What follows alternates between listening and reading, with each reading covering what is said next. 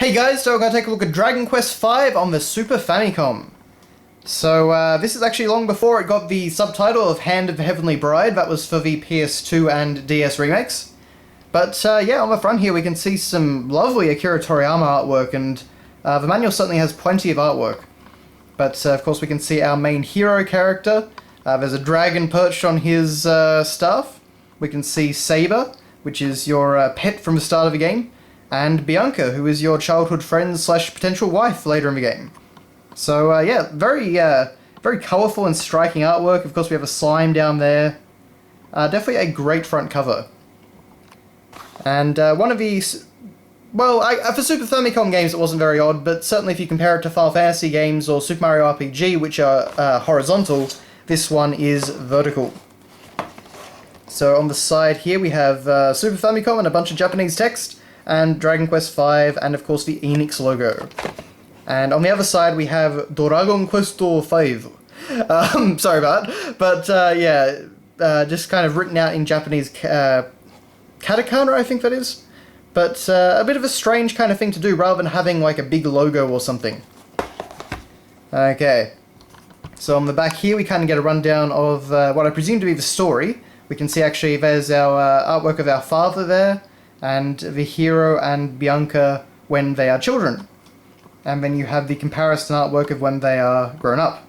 And you can actually see that kind of Saber's in a different position there, and the little dragon creature from the front cover is mounted on his shoulder. I don't know if that's kind of like a cut gameplay feature or something I'm just misremembering, but I don't really remember that creature. Of course we have some screenshots there showing off the graphics. Despite being the first of the Super Famicom Dragon Quest games, Dragon Quest V is certainly not a looker. It's certainly a far more basic than saying like Final Fantasy 4 or 5. Okay, but opening up the box, we'll get to the manual in a second. We've got our cartridge, and this actually just has some more nice artwork of Hero and Bianca. You can certainly tell who they want you to go with. And then on the back, of course, we have the usual model number info and stuff like that.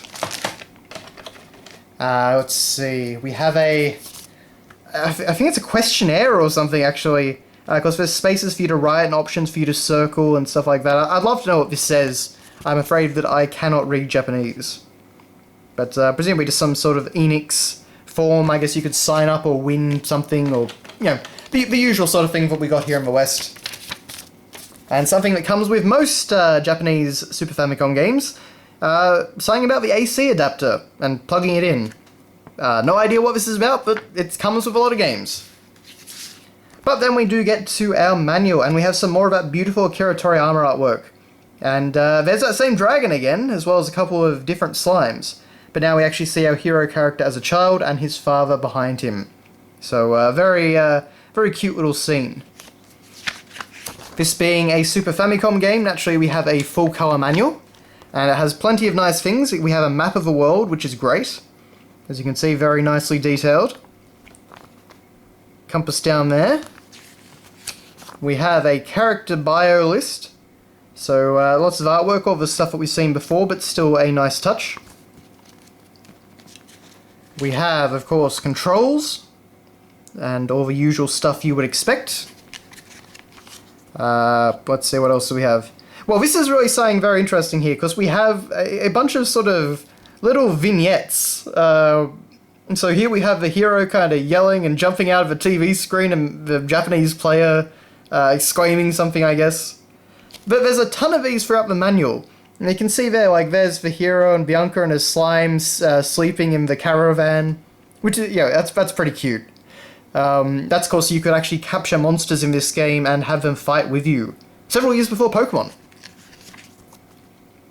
Let's see, so we've got some more artwork there of reviving a fallen party member. A shop of some kind up there. I'd love to know if Toriyama drew these, or if they were just kind of drawn for the manual. I've never actually found anything on the subject, to be honest. I have actually looked about this, but there's not really much info, unfortunately. But yeah, it'd be very cool to see if Toriyama did draw these. I don't think so. They don't really quite look like his style. But you never know. That's kind of cute when they, I guess, when they first meet again after growing up, explaining the aging mechanic in the game. Let's see here. We've got a bunch of stats, I presume. Yeah, even though it's all in Japanese, it's not too hard to figure out. Oh, there we have. Alright, hero's giving commands. Bianca's saluting, and so's the monster. Again, a lot of very cute artwork here. I think if you're a Dragon Quest fan, this is a great little package. Yeah, lots of standard stuff, as you would expect. And then we actually have a collection of basically different weapon types in the game, and artwork for each, which is always awesome. Again, I actually have no idea if Akira Toriyama did this or if it was someone else on the development team. I think Toriyama was probably a bit more involved in the games back here rather than now. But regardless, it's really nice artwork. And certainly brings the different items which have descriptions in the game but not any sort of visual indicator to life. And of course, actually, there's a very early design of the now famous scale shield, for example. Chimera wing, herb of life or something, the leaf of Yggdrasil, I believe. Holy water, stuff like that. I'm trying to remember all the different Dragon Quest item names. And then we actually have kind of like a little... it's basically like a little vignette of sequences, so like casting spells on monsters and seeing what happens. Lots of crazy little stuff here. I'd love to be able to read all this, but I don't think anyone has ever translated the manual. There's a hero getting burned by a wizard, enchanting a sword, getting confused, I guess. Lots of nice little drawings here. And you can see we've got, you know... Oh, we're talking about auto battles, I suppose, and things like that.